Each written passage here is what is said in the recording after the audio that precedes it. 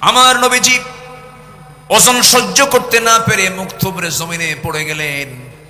সিরাত ইবনে Hisham গ্রন্থে এসেছে, ফাতিমা রাদিয়াল্লাহু তাআলা আনহা দৌড় মেরে এসে নবীকে সেই জায়গা থেকে উটের পচা নাড়ি ভুঁড়িগুলো সরায় দিয়ে তাকে সেখান থেকে তুললেন।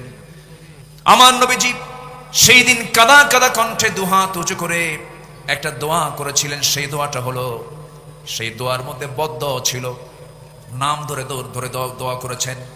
তিনি বলেছেন, আল্লাহ আমর ইবনু হিশাম ওরফে আবু জাহেল, উতবা ইবনু রবিআ, শাইবা ইবনু রবিআ, ওয়ালিদ ইবনু উতবা, উমাইয়া ইবনু খালফ, উকবা ইবনু আবু মুআদ, উমরা ইবনু ওয়ালিদ, এদেরকে পাকড়াও করো, এদেরকে তুমি আল্লাহ ধ্বংস করো। নবীর যে সেই বদদোয়া কবুল হতে বেশি সময় লাগে নাই, সবগুলো তার কিছুদিনের ব্যবধানে বদরের প্রান্তরে, বদর কূপের মধ্যে সবগুলো জাহান্নামে চলে গেছে। সেই নবীজি মক্কা বিজয়ের পর কাবা ঘরে ঢুকে সমস্ত মূর্তিকে ভেঙে ফেলে সেই রাষ্ট্রে তিনি তাওহীদ প্রতিষ্ঠা করে সফল হয়েছেন। আল্লাহু আকবার বলেন। তিনি কখনো শিরককে প্রশ্রয় দেননি। আমাদের করণীয় কি? এই প্রেক্ষাপটে সমাজ এবং রাষ্ট্রে প্রচলিত শিরক, ইসলাম বিরোধী পদক্ষেপের বিরুদ্ধে সকল মুসলিম এক হয়ে সোচ্চার হতে হবে। তাওহীদের শিক্ষা ও বার্তা আমাদের পরিবার, সমাজ, রাষ্ট্র সব জায়গায় ছড়িয়ে দিতে হবে। আন্তর্জাতিক পর্যায়ে ইসলামিক মিডিয়া, শক্তিশালী লেখনী, অনলাইন প্ল্যাটফর্মের মাধ্যমে বিশ্বব্যাপী তাওহীদ প্রতিষ্ঠায় একটি শক্তিশালী প্রেক্ষাপট তৈরি করতে হবে।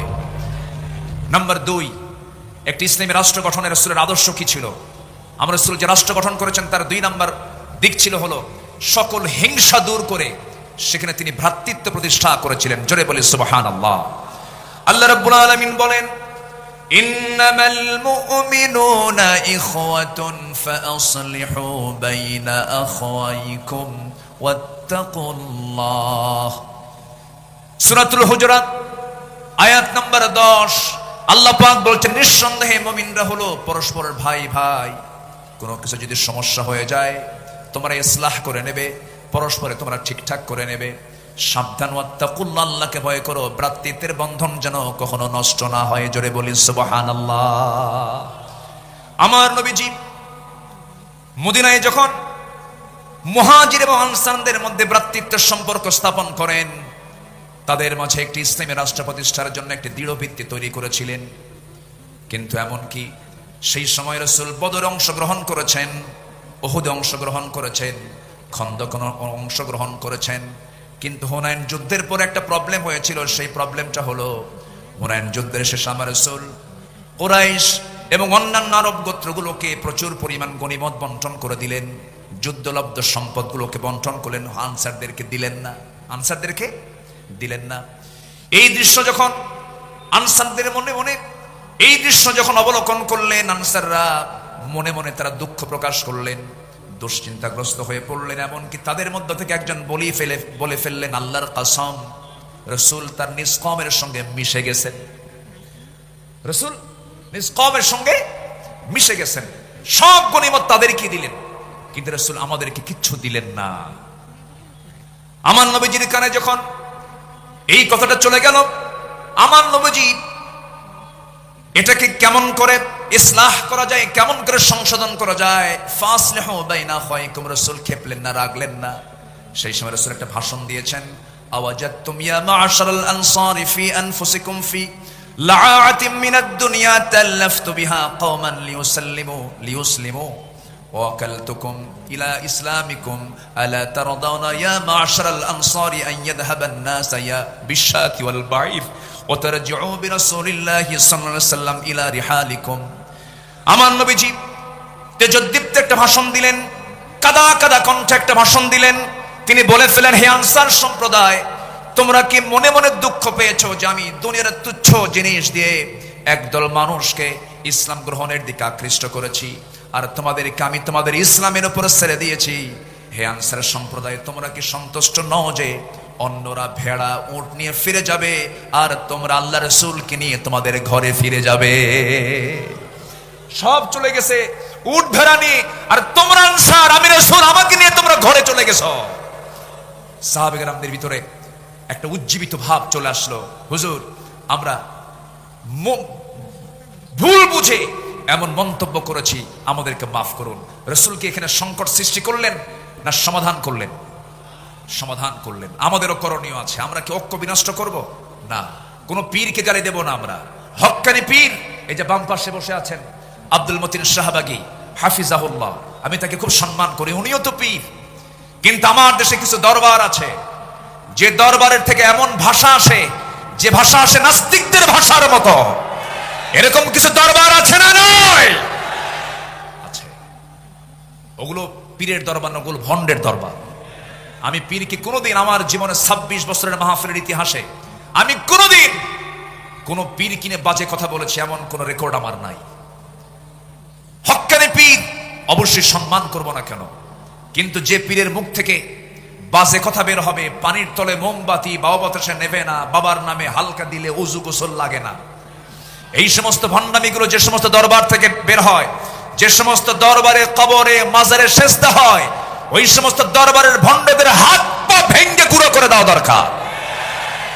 ওগুলো সব শিরকের আকড়া, ইবলিসের পাঠশালা। আল্লাহ পাক ওগুলো থেকে বাঁচান। জোরে বলি আমিন, আরো জোরে আমিন। নাম্বার 3, আমার রাসূলের ইসলামী রাষ্ট্রের কতগুলো যে গুণগত দিক ছিল, তার মধ্যে 3 নম্বর হলো তিনি ন্যায় বিচার প্রতিষ্ঠা করেছিলেন। কি বিচার প্রতিষ্ঠা করেছেন? ন্যায় বিচার। কারণ আল্লাহ পাক সূরা নাহলের 90 নম্বর আয়াতে বলেছেন, ইন্নাল্লাহা ইয়া'মুরুকুম বিল আদলি ওয়াল ইহসানি ওয়া ইতা'i যিল কুরবা ওয়া ইয়ানহা আনিল ফাহশাই ওয়াল মুনকারি ওয়াল বাগি ইয়া'iদুকুম লা'আল্লাকুম তাযাক্কারুন। আল্লাহ পাক ন্যায় বিচার প্রতিষ্ঠার কথা বলেছেন। আমার নবীজি কোন জাতি বর্ণ সম্প্রদায়ের প্রতি পক্ষপাত দেখাতেন না। এমনকি একটা ঘটনা সবার জানা আছে, ফাতিমা নামে একজন সম্ভ্রান্ত পরিবারের মহিলা চুরি করে ধরা পড়ে। আস-সারিকু ওয়াস-সারিকাতু ফাকতাউ আইদিয়াহুমা। চুরি করে যখন একজন মহিলা চোর যখন ধরা পড়ে গেল, রাসূল বললেন কোনো কথা নাই, হাত কেটে ফেলো। বিচারক মুহাম্মদ সাল্লাল্লাহু আলাইহি ওয়াসাল্লাম বললেন হাত কেটে ফেলো। ওই সম্ভ্রান্ত পরিবারের মহিলাটার নাম ছিল ফাতিমা। তার বংশের লোকজন সব সাইয়েদনা ওমর ফারুকের কাছে এসে বলছে, ওমর ফারুক রাদিয়াল্লাহু তাআলা আনহু, তোমার কথা আমাদের রাসূল শুনবেন, একটু আমাদের জন্য সুপারিশ করা যায় কিনা? তিনি বললেন ঠিক আছে, আমি যাব। নবীর সামনে গিয়ে দাঁড়ালেন, রাসূলকে লক্ষ্য করে বলছেন, ইয়া রাসূলুল্লাহ, দেখুন তো সম্ভ্রান্ত পরিবারের যেহেতু একজন মহিলা হাত কাটলে কেমন হয়, মান সম্মানটা নষ্ট হয়ে যায়। আমার নবীর সেই সময় রক্তিম আকারের চেহারা ধারণ হলো, রাসূলের চেহারা লাল হয়ে গেল এবং তিনি বলে ফেললেন, আল্লাহি লাউ আন্না ফাতিমাতা বিনতে মুহাম্মাদিন সারাকাত লাকাতাতু ইয়াদাহা। আল্লাহর কসম করে বলি, যদি এই মুহূর্তে ওই ফাতিমা না হয়ে যদি বিশ্বনবী মুহাম্মদ বিন আব্দুল্লাহর যদি কলিজার টুকরা মেয়ে ফাতিমা যদি চুরি করে ধরা পড়তো, আমি রাসূল সবার চোখের সামনে এনে আমি রাসূল নিজে আমি আমার মেয়ের হাত কেটে দিতাম। জোরে বলি আল্লাহু আকবার। আইন সবার জন্য কি? আইন সবার জন্য কি? সমান। নাম্বার 4 হলো সামাজিক দায়িত্ব এবং দরিদ্রদের সহযোগিতা ছিল আমার রাসূলের, মানে একটা রাষ্ট্রের অন্যতম একটা বৈশিষ্ট্য ছিল। সামাজিক দায়িত্ব এবং দরিদ্রদের সহযোগিতায় তিনি ব্যস্ত থাকতেন। কারণ অফি আমওয়ালিহিম হাক্কুল লিসাইলি ওয়াল মাহরুম। রাসূল এত দান করতেন, তার দানটা এত বেশি ছিল, তিনি বলেছেন আমার কাছে যদি উহুদ পরিমাণ সমান সোনা থাকতো, লাউ কানা লিমিসলু উহুদিন যাহাবান, তাহলে পছন্দ নয় যে তিনি 3 দিন অতিবাহিত হওয়ার পর তার কিছু অংশ আমার কাছে থাকুক, এটা আমি পছন্দ করতাম না। 3 দিনই সব শেষ করে দিতাম। আল্লাহু আকবার। তিনি এত পরিমাণ তিনি দান করতেন। ডান হাতে বাম হাতে যা ছিল সব তিনি দিয়ে দিতেন। রাসূল যখন মারা যাবেন, আম্মা জান আয়েশা রাদিয়াল্লাহু তাআলা আনহা রাসূলকে তার উরুতে শোয়ায় রেখেছেন। আমার নবীজি দুনিয়া থেকে বিদায় নেবেন, বিদায় লগন যখন চলে এসেছে, রাসূল বলছেন, আয়েশা রে, আমি মনে হয় বাঁচব না, দুনিয়া থেকে বিদায় নিয়ে নেব। ওরে আয়েশা, আমি যদি দুনিয়া থেকে বিদায় নিয়ে নিয়ে আমার ঘরে কোনো সম্পদ থাকুক আমি চাই না। অতএব আমি তোমাকে জানায় দিচ্ছি, দেখো তো ঘরের মধ্যে কোনো কিছু আছে নাকি। তন্ন তন্ন করে খুঁজে বের করা হলো 6টা স্বর্ণের টুকরা হাতের তালুতে নিয়ে রাসূল বললেন, আয়েশা, এতটুকু সম্পদ আমি দিন প্রতিষ্ঠার কাজে আমি দান করে দুনিয়া থেকে বিদায় নিতে চাই। জোরে বলে সুবহানাল্লাহ। আমার নবীজি বসে আছেন, একদিন একজন নবীর কাছে বুরদা চাদর নিয়ে আসলেন, এটি পরার জন্য দিলেন। রাসূল সেই বুরদা নামক চাদরটা এমন ভাবে গ্রহণ করলেন যা তার খুব প্রয়োজন ছিল, গায়ে জড়ায়া নিলেন। এক সাহাবী চাদরটা দেখে বলছেন, হুজুর আপনি যদি কিছু না মনে করেন আমি চাদরটা আমার পছন্দ, আপনি আমাকে দিবেন কিনা? রাসূল মুস্কি হাসি মেরে সঙ্গে সঙ্গে তার পছন্দের চাদরটা তার গায়ে দিয়ে দিলেন। আমার নবীজি দিয়ে দিলেন, অবলীলায় দিয়ে দিলেন, কোনো আফসোস করলেন না। পরে একজন সাহাবী, যে লোকটা চাদর চেয়েছিল, যে সাহাবী তাকে জিজ্ঞাসা করলেন, ও ভাই, নবীর পছন্দের সেই চাদরটা তোমার নেওয়ার কি দরকার ছিল? তুমি কি রাসূল থেকে সেটা কেন চেয়ে নিলা? তিনি বলছেন, আল্লাহর কসম করে বলি, দুনিয়ার কোনো পার্থিব স্বার্থের জন্য নয়, বরকতের জন্য আমি নিয়েছি। কারণ আমি ওসিয়ত করতে চাচ্ছি এই চাদরটা যেন আমার কাফনের কাপড় হয়। জোরে বলি সুবহানাল্লাহ। বুখারী শরীফের 6036 নম্বর হাদিস এটা। সম্মানিত ভাইয়েরা, এই জন্য আমরা উদার হব সামাজিক কাজে, দরিদ্রদের ব্যাপারে আমরা উদার হব, জোরে বলি ইনশাআল্লাহ। নাম্বার 5, রাষ্ট্রীয়ভাবে ইসলামী শিক্ষা প্রতিষ্ঠিতকরণ। অকুর রব্বি জিদনি ইলমা। আমার রাসূল যুদ্ধবন্দীদের মুক্তি দিতেন শিক্ষার বিনিময়ে। আল্লাহু আকবার বলেন। এমন রেকর্ড আছে না নাই? রাসূল শিক্ষার জন্য খুবই নিবেদিত প্রাণ ছিলেন।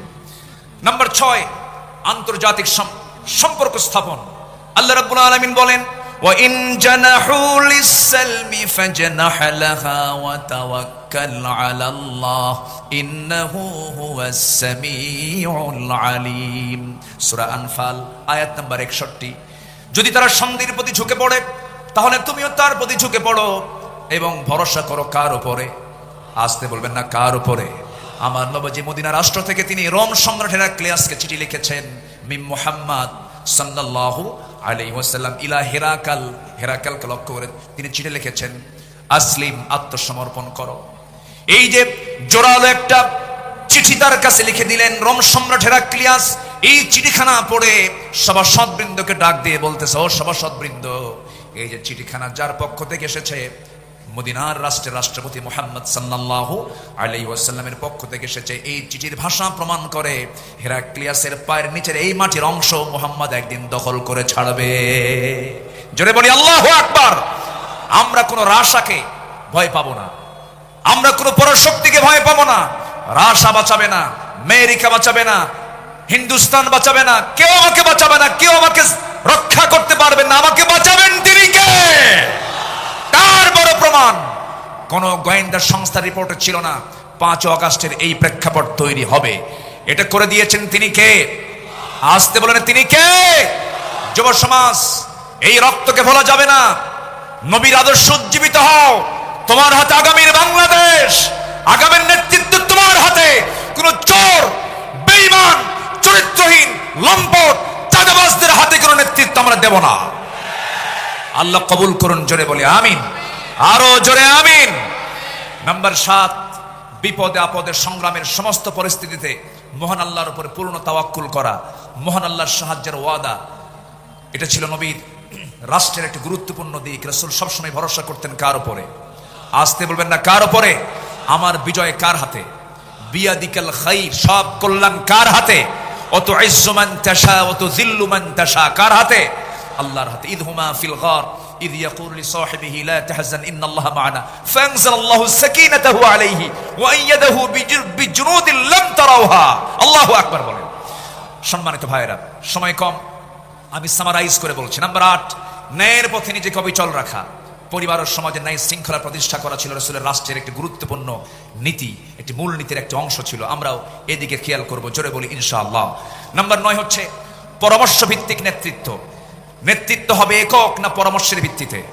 বলেন, আমার রাষ্ট্রের, আমার রাসূলের রাষ্ট্রের একটি গুরুত্বপূর্ণ অংশ ছিল রাসূল এমনকি স্ত্রীর কাছ থেকেও পরামর্শ নিয়েছেন। আল্লাহু আকবার বলেন। সম্মানিত ভাইয়েরা, সম্মানিত দ্বীনি বন্ধুগণ, আর 2টা পয়েন্ট আমি বলতে চাচ্ছি। নাম্বার 10 হচ্ছে রাসূল সাল্লাল্লাহু আলাইহি সাল্লাম রাস্তাতে লাগলো এবং তার চোখ দিয়ে অশ্রু গড়িয়ে পড়ল। রাসূল উটটির কাছে গিয়ে তার মাথায় হাত বুলিয়ে আদর করলেন এবং উটটি কান্না থামালো। তিনি জিজ্ঞেস করলেন, এই উটের মালিক কে? আমার নবীজি উটটির মাথায় হাত রাখলেন, কান্না থেমে গেল। রাসূল প্রশ্ন করলেন, মার রাব্বু হাদাল জামাল, লিমান হাদাল জামাল? ফাজা ফাতা মিনাল আনসারি ফাকালা লি ইয়া রাসূলাল্লাহ, ফাকালা আফালা তাত্তাকিল্লাহ ফি হাযিহিল বাহিমাতিল্লাতী মাল্লাকাক আল্লাহু ইয়াহা ফাইন্নাহু শাকা ইলাইয়া আন্নাকা তুজিউহু ওয়া তুযইবুহু। রাসূল বললেন, শোনো, তুমি যে এই উটটাকে না খেয়ে রেখেছো, উট আমার কাছে এসে নালিশ দিল তুমি নাকি তাকে খেতে দাও নাই, তাকে ক্ষুধার্ত রেখেছো। রাসূল এমন রাসূল ছিলেন যার রাষ্ট্রে একটা উটের খবরও আমার রাসূল রেখেছেন। জোরে বলি সুবহানাল্লাহ, জোরে বলি আল্লাহু আকবার। আমরা এমন রাষ্ট্রকে আমরা আমাদের দেশে দেখতে চাই। আল্লাহ কবুল করুন, জোরে বলি আমিন। নাম্বার 11 হলো জাতীয় এবং আন্তর্জাতিক পর্যায় থেকে আসা সকল হুমকি ভয়ভীতিকে তোয়াক্কা না করে দিন প্রতিষ্ঠার সংগ্রামে আল্লাহর উপরে পূর্ণ আস্থা এবং দৃঢ়তা নিয়ে চলা। সকল আস্থার জায়গা আমাদের একটাই, সেটা হচ্ছে তিনি কে। আসতে বলবেন না, তিনি কে। নাম্বার 12 হলো ছোট পরিসর থেকে বড় পরিসর প্রতিটি স্থানে তাকওয়া ভিত্তিক নেতৃত্ব গড়ে তোলা। কি ভিত্তিক বলেন, কি ভিত্তিক? তাকওয়া ভিত্তিক নেতৃত্ব গড়ে তোলা। যেই নেতৃত্বে তাকওয়া থাকবে। সাইয়েদনা ওমর ফারুক অসুস্থ হয়ে পড়লেন। অসুস্থ হয়ে তার মধুর প্রয়োজনের জন্য তিনি বললেন, না, আমি মধু দিয়ে সুস্থ হতে চাই না, মধুর প্রয়োজন, কিন্তু আমার জনগণ সবাই তো মধু খেতে পারে না, আমাকে যদি অনুমতি দেওয়া হয় মধু পান করব। চিন্তা করে দেখুন কি পরিমাণ তাদের মধ্যে জনগণের জবাবদিহিতার চিন্তা মাথায় ছিল।